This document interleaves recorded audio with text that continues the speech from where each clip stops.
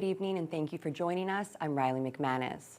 Thunder Bay City Council will be making a decision Monday that will have a massive impact on Superior North EMS services in the district.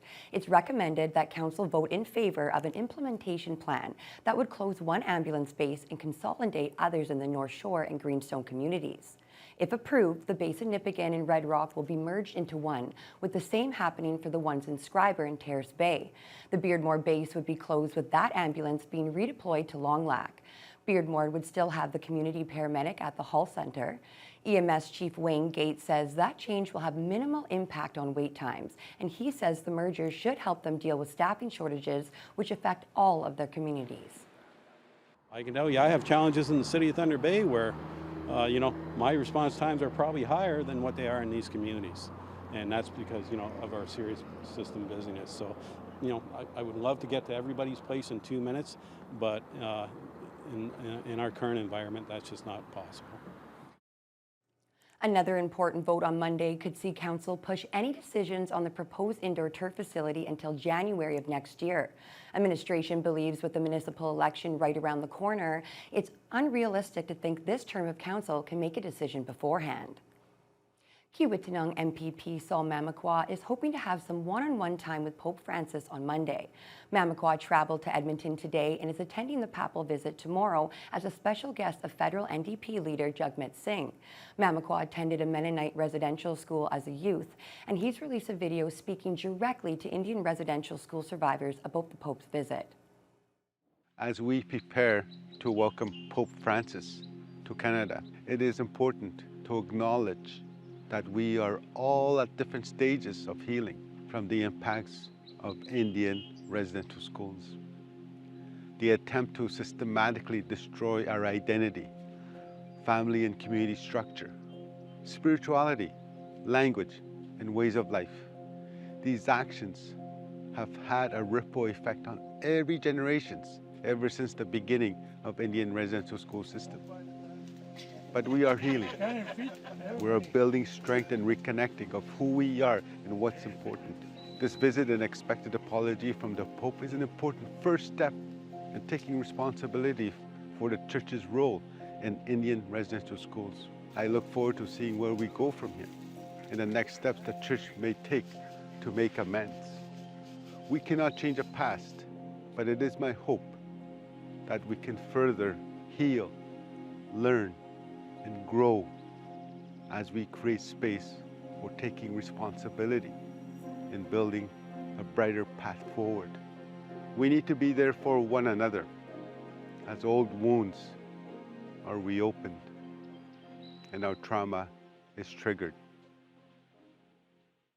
Thousands came out to the Old Fort William Historical Park this weekend for the very first Country on the Bay Music Festival. The four-day event saw a number of country stars hitting the stage, including Brett Kissel, Tim Albertson, and Johnny Reid. Jess Clement has the details.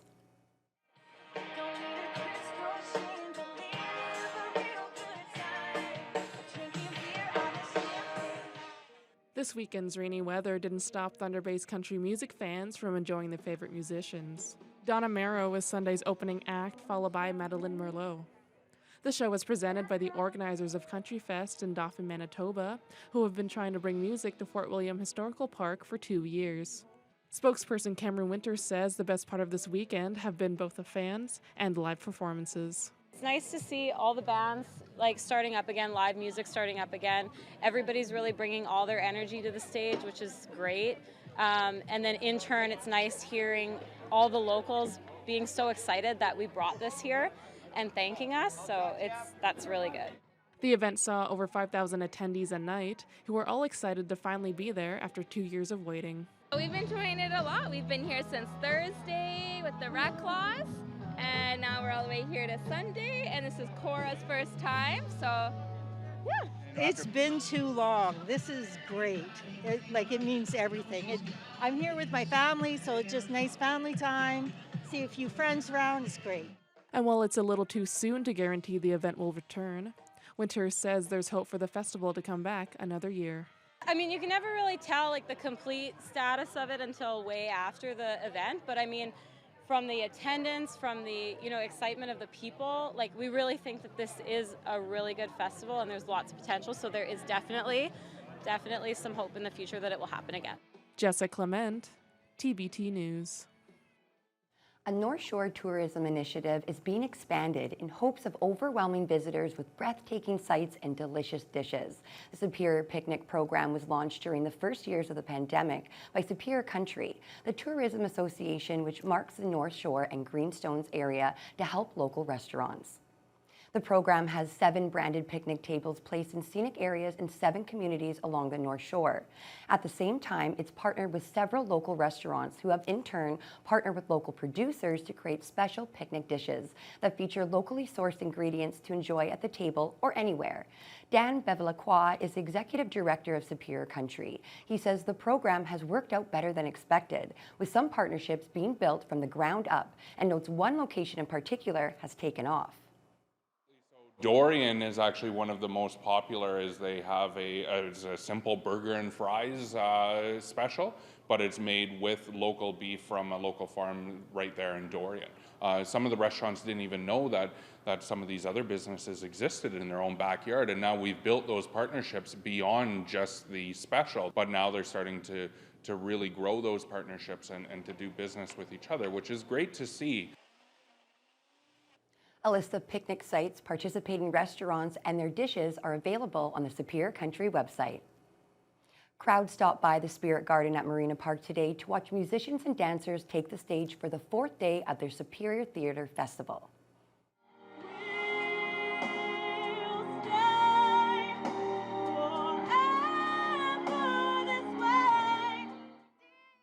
Applause Productions were the first to hit the stage on Sunday, with a number of their students showing off their vocal talents. They were followed by Dance Dynamics and Ryan McCulloch. Today won't be the final day of the festival, however, as Saturday evening and the tail end of this afternoon and evening's performances got rained out and have been rescheduled. Despite the rainy weather, festival director Donna Marie Barata says the audience response has been very positive. What I'm hearing is people are happy to be together again, watching art, seeing their kids perform. It's a big thing because a lot of young people haven't had the opportunities the last couple of years, so it's great to have another opportunity. Some people are saying, you know, I didn't even know you guys existed, which is wild because we've been here since 2016.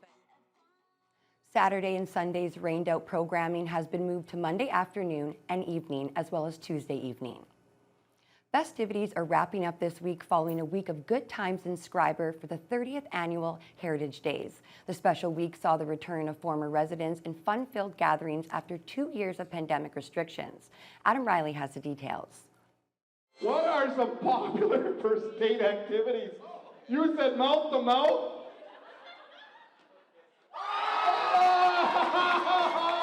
Kissing! Families were feuding it up as part of the 30th annual Heritage Days, which took place this week in Schreiber. On Monday, 3 rounds pitted 6 teams against each other in the quest for some cold, hard cash, hosted by a North Shore version of Steve Harvey, Anthony Friedrich, which led to some hilarious and awkward moments. Anything that grows, you water it. It's that easy. Except marijuana. But we are in Schreiber, everybody. The devil's lettuce. This event, among others, marked one of the first times residents, former residents, and visitors were able to gather in large numbers since the beginning of the pandemic. Recreation programmer Evan Cole says seeing the payoff of residents getting out and having fun makes the months of preparation absolutely worth it. When we're doing these events, they go 3-4 months in advance. We're planning them, and we don't know exactly what's going to happen, say with COVID, with weather. But having people actually come out and show their support, it means that we're doing something right, and it gives us the energy to keep going. Cole specifically wants to thank all the volunteers and their efforts who made the festival possible. Events kicked off on the 16th with the much delayed but highly anticipated grand opening of the Schreiber Discovery Center. Mayor Kevin Mullins says the population doubles in size during Heritage Days, quite possibly a bit more this year due to the Discovery Center opening and some other special events. And everyone is getting out regardless of rain or shine. People are all week long. We have 3 class reunions happening. And so that place is just going to be hopping along with the tourists that stop in daily. And yeah, we got everything happening. We got bocce ball for the kids going on right now, and in the rain a little bit. They don't seem to mind at all. Events wrap up on Sunday with a parade, carnival, and market at the Ball Diamonds. And this isn't the last big event this summer. In nearby Terrace Bay, this upcoming weekend, the 2022 Drag Fest has racers ripping down the raceway at the airport, followed up later in the month with that community's 75th anniversary. Adam Riley, TBT News.